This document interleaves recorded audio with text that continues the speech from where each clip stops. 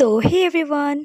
तो आप सोच रहे होंगे कि हम सब कहाँ जा रहे हैं। तो एज ऑलवेज हम जा रहे हैं अपनी नानी के घर। वैसे तो नानी के घर मैं आए दिन जाती रहती हूँ, लेकिन आज जाने का कुछ खास रीजन है। जो नहीं जानते मैं उन्हें बता दूं कि मेरी नानी का घर अयोध्या में है। यहाँ भाई आए दिन कंस्ट्रक्शन चलती रहती है। तरते साथ ही हमें यहाँ मेरी खाला और मेरी बहन नजर आ गई थी, शायद कहीं जा रही है चुपके चुपके। मेरी मम्मा ने उन्हें बहुत आवाजें दी लेकिन उन्होंने सुना नहीं। और यहाँ मेरा भाई बहुत एक्साइटमेंट में भागता हुआ, फिर हम सब पहुंच गए और मुझे यहाँ के बहुत ही ज्यादा अच्छा लगता है। This is my favourite place. हमने सबके साथ थोड़ा सा टाइम स्पेंड किया और फिर खाने का टाइम हो गया था, तो सब यहाँ बैठ के खाना खा रहे थे।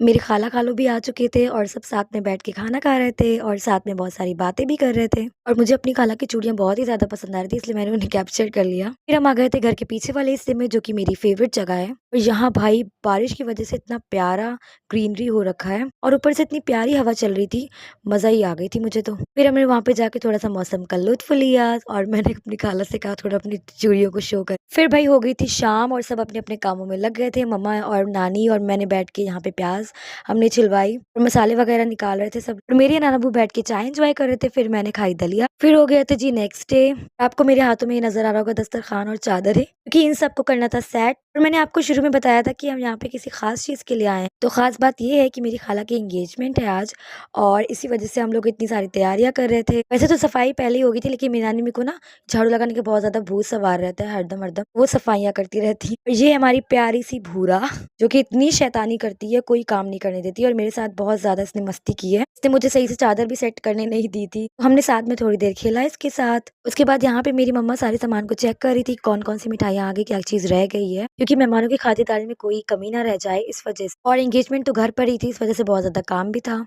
उसके बाद फिर सब काम पे लग गया और मेरी खाला लोग ने मिल के अच्छे से सारा खाना तैयार किया, और जो बहुत ही ज्यादा औसम था। और यहाँ पे किचन में सारी चीजें आ गई थी, सारे फ्रूट्स और सैलेड, और इसने पूरे घर में आतंक मचा के रखा हुआ था। अनब्बू ने डिसाइड किया कि इसको रूम में लॉक कर देते हैं कुछ देर। एंगेजमेंट की फुल वीडियो मैं नेक्स्ट पार्ट में शेयर करूंगी, तो स्टे